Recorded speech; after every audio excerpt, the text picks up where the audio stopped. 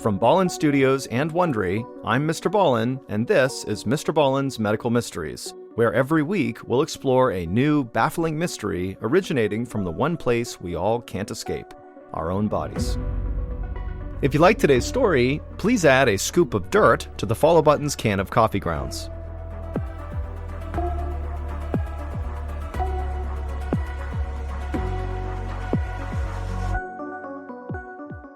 Going into the wilderness can be good for your body and soul. But sometimes, things can get a bit rough out there. Maybe you sprain an ankle, or maybe you get sick from drinking unfiltered water. And then there are other times that something truly awful can happen to you out there. Something that you never see coming. On this episode, we have two stories about people who come back from outdoor adventures with life-threatening conditions. Our first story is about a retired doctor who returns from a rafting trip with debilitating pain in his abdomen. Then the second story is about a woman who ends up fighting for her life after going camping in Vermont.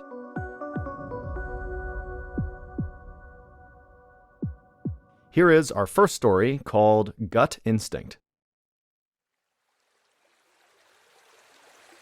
In early July of 2021, 71-year-old Thomas Trizona dragged a large inflatable raft across a sandy beach on the Colorado River. It was just before sunset, and he was sweaty and tired, but happy. It was the last day of a 2-week whitewater rafting trip in the Grand Canyon, and even though he desperately needed a hot shower, Thomas felt invigorated and youthful. Thomas was a retired surgical oncologist, which means he was a doctor who operated on people with cancer. He loved being a doctor and had always been a total workaholic. But after retiring earlier this year, he finally had time for himself. And one of the first things he had done was take this adventurous vacation with his wife, Amy. Whitewater rafting had been as thrilling as he had hoped it would be. They'd floated past Native American ruins and through canyons with cliff walls stretching nearly a mile over their heads. They had seen eagles, condors, and bighorn sheep. Now, on the last night of the trip, Thomas and Amy secured the raft and joined the rest of their tour group around the campfire. Thomas's stomach growled as he watched their guide grill another delicious meal for them. Thomas looked forward to dinner and then one more night of stories around the fire. Tomorrow, it would be time to return home to Springfield, Oregon. But for now, Thomas just gazed up at the setting sun, knowing he'd cherish these memories forever. On July 16th, so a few days after returning home to Oregon, Thomas sat at his dining room table feeling bloated and nauseous. His wife, Amy, had prepared a beautiful dinner, but Thomas only pushed the food around on his plate. He told Amy that his upper abdomen really hurt. He'd started to feel sick shortly after getting home from their rafting trip, and he was now starting to lose weight. And this morning, it seemed like the pain had gotten even worse. It was now coming on in these big waves. Amy suggested that maybe he ate or drank something weird on their trip. Maybe he contracted a parasite. Thomas said he only drank the filtered water, and he didn't have diarrhea, which was a common symptom of parasite infections. And anyways, if he had picked up something on the trip, then Amy would probably have it too. But when he looked at Amy and asked her how she was feeling, she just kind of shook her head and said she didn't feel sick at all. Thomas knew that his wife was probably right, and his pains were no big deal. But as a retired doctor, Thomas couldn't resist diagnosing himself. Just in case it did turn out to be something serious that required him to see his physician, Thomas began keeping a detailed journal to record all of his symptoms. He thought that this journal would help him understand what was causing his pain. Thomas had seen some heart-wrenching cases in his long career as a cancer surgeon, and as he tracked his symptoms over the next few days, he started to get nervous. He wanted to stay open-minded about what was causing his symptoms, but he couldn't help gravitating toward the dreaded disease he knew so well: cancer. Thomas reminded Amy that his mother had died of pancreatic cancer when she was only 74. In his experience, a previously healthy 71-year-old man with persistent abdominal pain and unexplained weight loss could only mean one thing. Until he was proven wrong, Thomas was certain he had cancer too. Thomas picked up his cell phone and called his close friend, Jonathan Gonen. Dr. Gonen was a gastroenterologist, a doctor who specialized in the stomach and intestinal tract. Thomas told his friend that he wanted a CT scan to figure out if he had a tumor in his abdomen. But unfortunately, the earliest appointment Dr. Gonen could get for Thomas was a few weeks away in August. Thomas hung up the phone feeling disappointed. There was nothing he could do except wait. A week later, Thomas stood in front of the bathroom mirror squeezing toothpaste onto his brush. And then he looked up and felt totally alarmed by his reflection. He was pale and gaunt, his weight was now down about 15 pounds since he'd returned from that rafting trip, and now he could barely stand from the fatigue he felt, let alone brush his teeth. Just then, a bout of nausea swept over Thomas, and he rushed to the toilet. He dropped to his knees preparing to vomit, but nothing came out. All of a sudden, he felt these severe spasms in his stomach as he fell over sideways onto the floor. The tiles were freezing cold against his cheek as he lay there shivering in just his boxers. Then he called out to his wife and said he needed to go to the emergency room right now.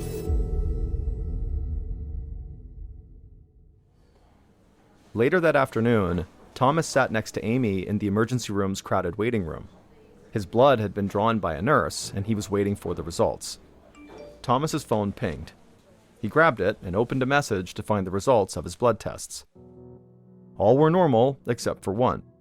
He had elevated levels of a type of white blood cell called eosinophils. That, Thomas knew, could indicate three things: an allergy, a parasitic infection, or cancer. Thomas had already decided that he didn't have a parasitic infection, and he didn't think he had an allergy either. So that left only one possibility, the one he most suspected: cancer. Thomas asked the nurse at the reception area if he could speak directly with the doctor about the results. She told him that they had a long list of patients that day with serious problems that required immediate attention.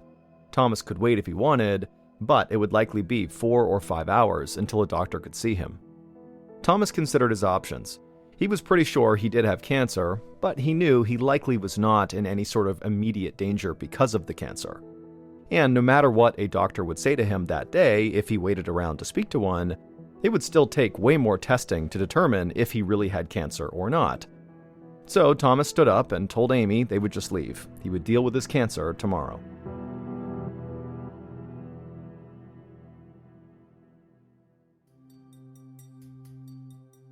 The next day, Thomas sat across the desk from his primary care physician. The doctor looked at the results on his computer as Thomas tried to describe his symptoms. And then at some point, the doctor asked Thomas about his diet and routines. And then after hearing what Thomas had to say, the doctor glanced up from the screen and told Thomas that, you know what, this is probably a dietary issue. And then he suggested Thomas try a grain-free diet. Thomas was stunned. He wanted to be screened for cancer. And now his primary physician was telling Thomas, a cancer specialist, to just try a grain-free diet? It seemed kind of asinine. And so Thomas just stood up and curtly thanked the doctor, and then took back the test results and left the building. 4 days later, Thomas was sitting at his dining room table with his laptop open in front of him when he got the best news he had received in a very long time. The results of the CT scan he'd finally been allowed to take had just come back. And the results were normal. He did not have cancer. Thomas felt an enormous wave of relief, but now he was more puzzled than ever. The pain in his abdomen had not gone away. He had barely eaten in the past 4 days, and he had now lost 22 pounds since he had returned from that rafting trip. And so Thomas was back to trying to figure out what was going on with him himself. And so while sitting at the dining room table, he began scanning through his journal with all of his symptoms he had recorded, while also going on his computer and looking up possible obscure disorders that might fit his symptoms. And as he clicked through these medical sites, he turned his attention to a chronic digestive disease in which white blood cells build up inside of the intestines, causing pain and bowel obstruction. Thomas knew that the condition, called eosinophilic gastroenteritis, was rare, but he was running out of ideas. He was growing desperate to know what was going on with him. He was in agony, both physically and mentally. And even though he was a doctor, he was completely stumped, and this made him feel so helpless. So eventually, Thomas just picked up his phone and called his friend, Dr. Gonen, to see if maybe he could help him again. A week later, Dr. Gonen paced inside of his office. He had just arranged to have Thomas have a tiny camera inserted down into his throat to look around inside of him to see if maybe he had a bowel obstruction. But like all of the other tests Thomas had undergone, this one too came back with normal results. Dr. Gonen was bewildered by his friend's case. He decided to order one more test to get a better look at Thomas's small intestine. The images on this specialized MRI would be much sharper than the CT scan, which would allow doctors to see very small problem spots. Dr. Gonen hoped the added clarity and details of the imaging would finally reveal what was wrong with his friend. The day after the MRI, Thomas went to the radiologist's office to discuss the results. Looking over the images, Thomas was surprised to see a tiny abnormality in his upper left abdomen. This abnormality was about an inch long and very, very thin. The radiologist told Thomas that the shiny spot looked more fuzzy on the earlier CT scan, and he thought it was just a buildup of plaque on Thomas's artery wall, which is a common sign of aging. But with this specialized MRI, it made it clear to the radiologist that he'd been wrong. Something strange was going on inside of Thomas's stomach. Then the radiologist had an idea. He was curious to see if this weird spot was stationary or moving around inside of Thomas, and so he offered to do another CT scan right then to find out. Thomas agreed, and they performed the scan immediately. And sure enough, it showed that the weird spot had moved in just a few weeks between one CT scan and the next. But before the two men could decide what to do about this weird moving skinny spot inside of Thomas's stomach, the radiologist noticed something else that required immediate attention. It might explain Thomas's chronic pain too. Thomas leaned in and saw on the image that there was another small spot. The doctor told Thomas that it was a gallstone, a hard mass that was growing in his gallbladder. Thomas and the radiologist stared at each other. Gallstones can cause severe pain and cause serious problems if left untreated. And so Thomas's inflamed gallbladder needed to be removed immediately. On September 13th, Thomas underwent surgery to remove his gallbladder. In the last moments before the anesthesia knocked him out, Thomas prayed that he was about to be rid of the terrible stomach pains he had endured for 2 months. A few hours after the operation was over, Thomas lay in a hospital bed resting with Amy by his side. His surgeon entered the room, walked to Thomas's bedside, and stood there grinning. The surgeon said that he had successfully removed the gallstone and the inflamed gallbladder, but that was actually not what was making Thomas sick after all. The surgeon explained that while he had Thomas's abdomen open, he decided to investigate that tiny, thin spot, the trouble spot, from the MRI scans. And he found something he had never seen before in his entire career, something that totally explained all of Thomas's symptoms: his severe stomach pain, his nausea, his weight loss, and his constant fatigue. The surgeon pulled a small vial from his pocket and held it up for Thomas to see. It contained a small object about the size and shape of a needle. Thomas asked what it was, and the surgeon said he wasn't sure, but it was very sharp, and it was inside of Thomas's intestines. And so no wonder he was in so much pain. From the looks of it, it was almost like Thomas had unintentionally swallowed a needle. Thomas leaned back in his bed, staring at this little thing inside of the vial. He couldn't believe that such a small object had caused so much misery. But he was obviously very relieved that the ordeal was now over. However, he knew he would not be able to rest easy until he figured out what this thing was that he swallowed and how he actually swallowed it. A few days later, Thomas took the object in the vial to a lab for analysis. The analyst found that it was a thin metal wire just under 1 inch long. What's more, they found a carbon pattern on the metal that exactly matched burned barbecue sauce. Thomas thought back to that last night on the Colorado River during the rafting trip and the delicious meal his guide had grilled for the whole group around the fire. That was the last grilled meat he had eaten before he started getting sick. Now everything was clear.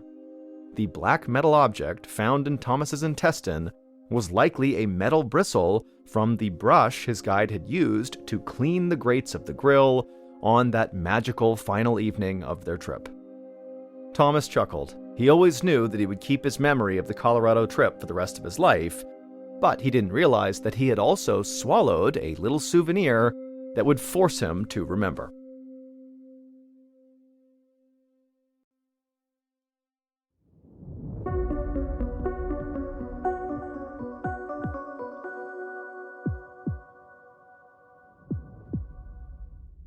Here is our second story called Into the Woods. On a Saturday morning in June of 2009, a 55-year-old woman named Elizabeth and her husband Ron pulled their RV into a campsite in western Vermont. Elizabeth loved camping and took every chance she could to head for the wild, leaving behind her comfortable suburban life in Connecticut. But as she had gotten older, she had begun to enjoy the comfort of an RV. It was much nicer to sleep in a warm bed at night and not have to deal with the hassle of setting up a tent and then sleeping on the ground. The RV lifestyle was just so simple and so easy. Today, all the couple had to do was park their RV at the campsite, then put on some sunscreen, and then head out for their hike. And so, that's what they did. The dense Vermont forest they were in was beautiful, but Elizabeth had to admit that the conditions today were kind of miserable. The whole area was buzzing with these black flies that were swarming all over Elizabeth's legs and neck, and of course, Elizabeth had forgotten any bug spray. By the time she and Ron had got back to camp, every exposed part of her body was covered in bites, and over the next few hours, those bites turned into welts. Usually, whenever they went camping, Elizabeth and Ron really enjoyed lighting a campfire up at night and sitting out under the stars. But that evening, the black flies were so bad that they just stayed in the camper and played cards. Elizabeth and Ron were in good spirits, though. They'd camped in less than ideal conditions before, from freezing cold to pouring rain, and so they weren't about to let a few bug bites ruin their trip. But by the time Elizabeth changed for bed that night, her arms and legs were an unsightly mess. They didn't hurt, but all the red, swollen welts looked terrible. So she took a few ibuprofen to help with the swelling, and then she climbed into bed.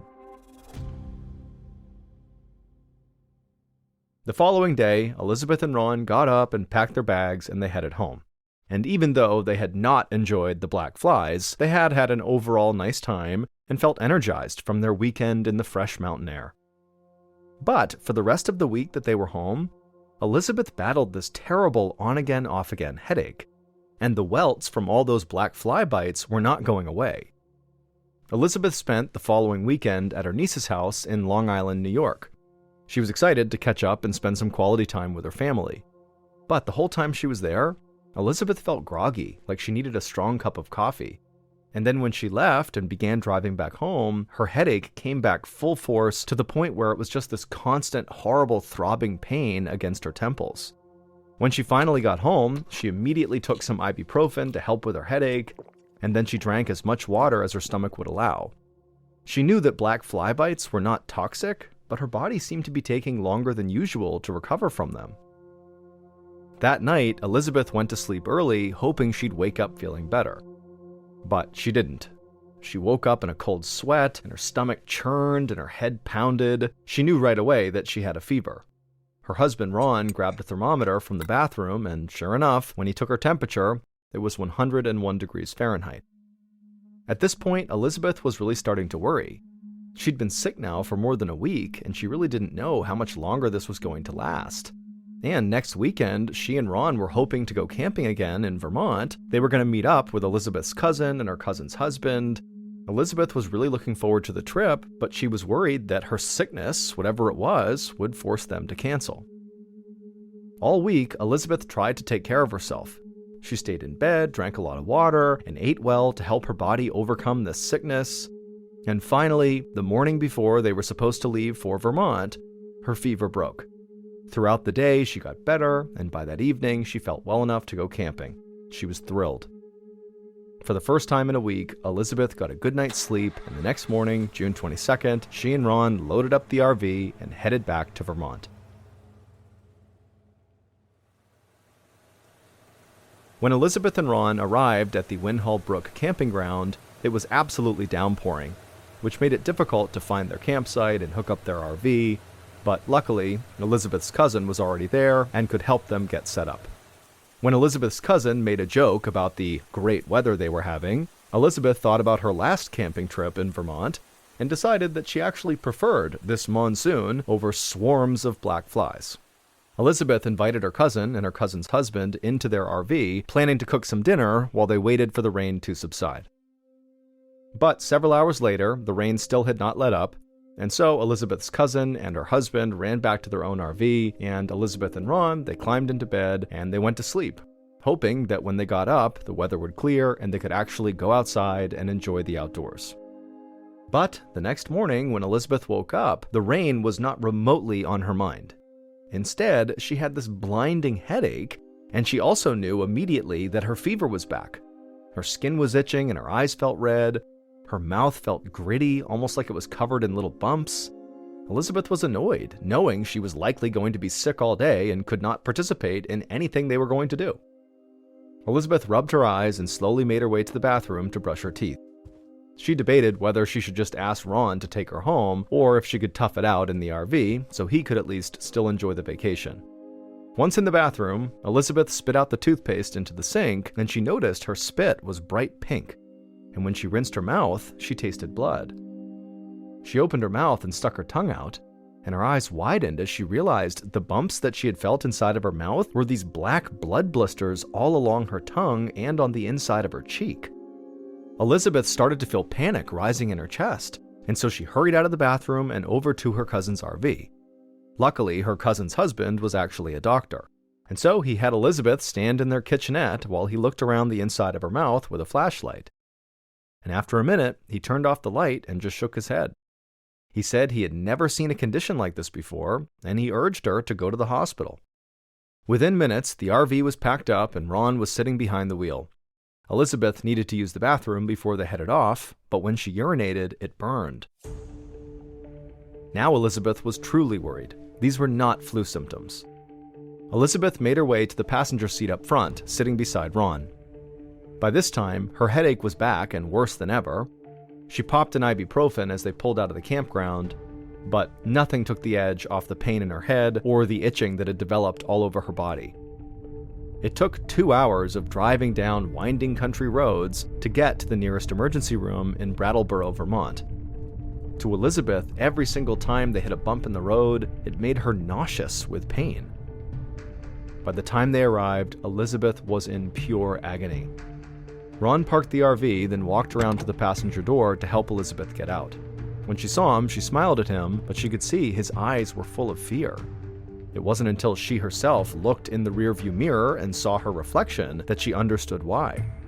Her face was so swollen that she almost didn't recognize herself.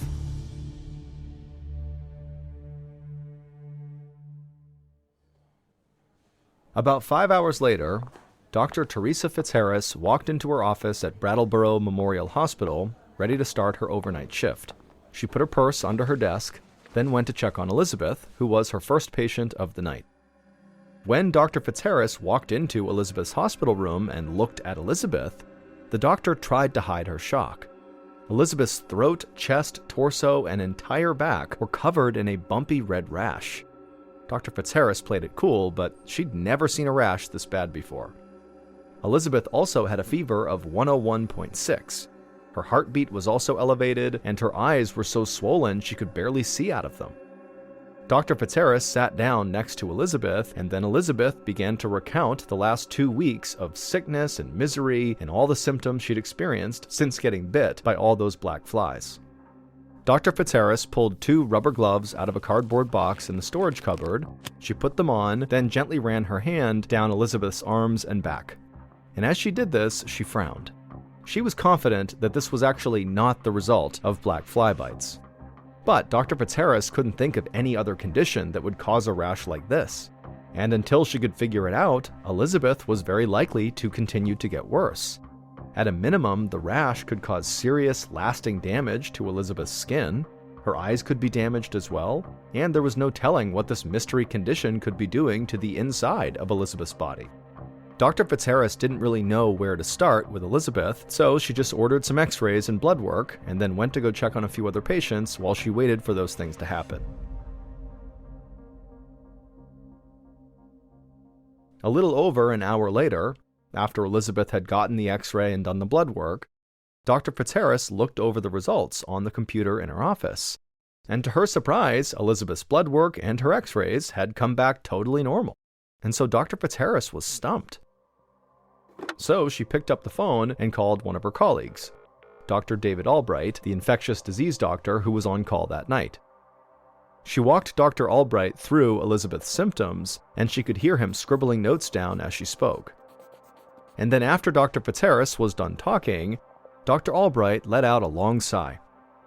He said that most sudden fevers, like the one Elizabeth had, were caused by viral or bacterial infections, and so the problem now was figuring out which one of those she'd contracted.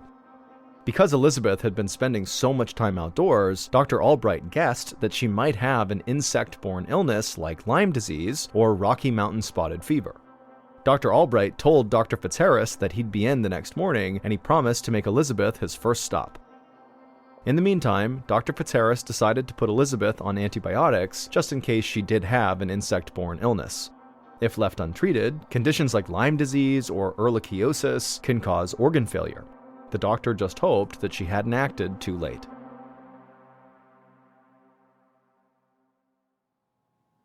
Early the following morning, Elizabeth woke up to the sound of a knock at the door of her hospital room. She squinted through her swollen red eyes and saw the blurry outline of a person walking into the room. He then introduced himself as Dr. Albright and asked if the medicine that Dr. Fitzharris had prescribed was helping at all. Elizabeth groaned and shook her head no. She told Dr. Albright that she could barely see and her rash was more painful than ever, to the point where even a tiny shift in bed was extremely painful. He promised he would do everything he could to help her, and then he said he was very sorry, but he needed Elizabeth right now to sit up straight so he could determine how much her rash had spread. And so Elizabeth tried not to scream as Dr. Albright helped her sit up. Even the slightest touch on her skin was agonizing. As Dr. Albright looked over Elizabeth's body, he could see that the rash had spread, and it did not look like the medicine had helped at all. That meant his suspicion that it might be something like Lyme disease was incorrect. But unfortunately, he didn't really have any idea what else could be making her sick. Elizabeth clenched her teeth as Dr. Albright helped her lie back down. She knew the doctors were doing their best, but the fact that basically nothing had worked so far was still extremely frustrating. She could barely open her eyes and her whole body felt like it was on fire.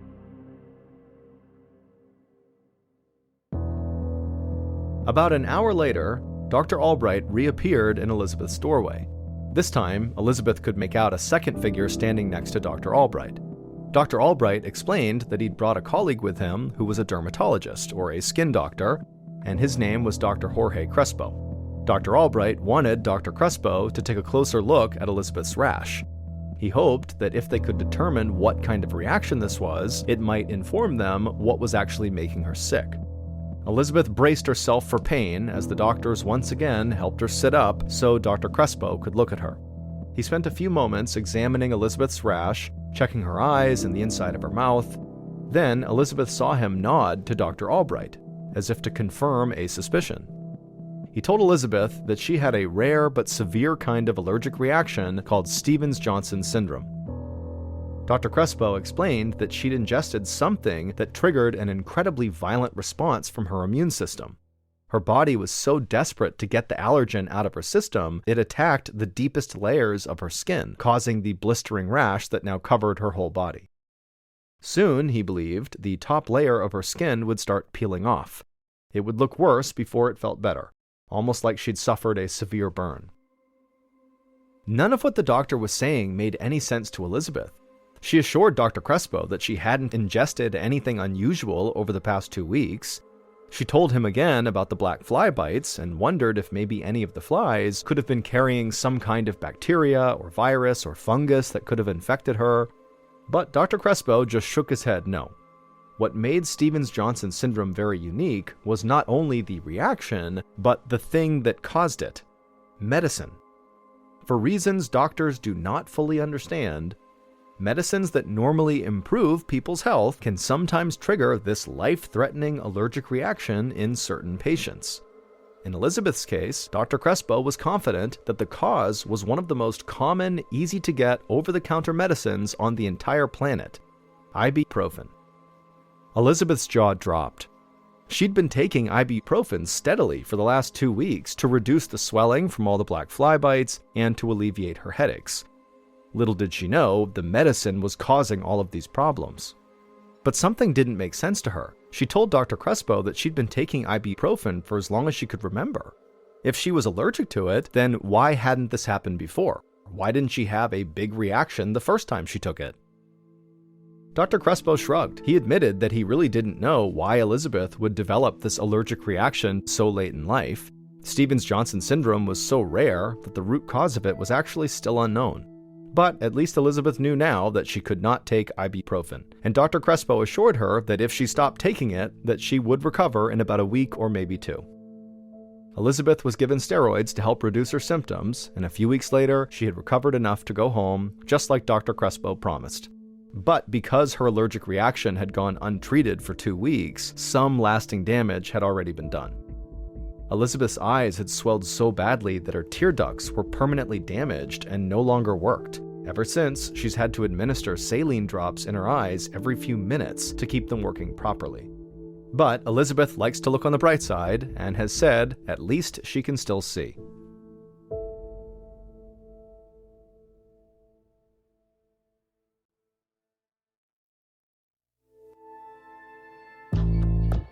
From Ballen Studios and Wondery, this is MrBallen's Medical Mysteries, hosted by me, Mr. Ballen.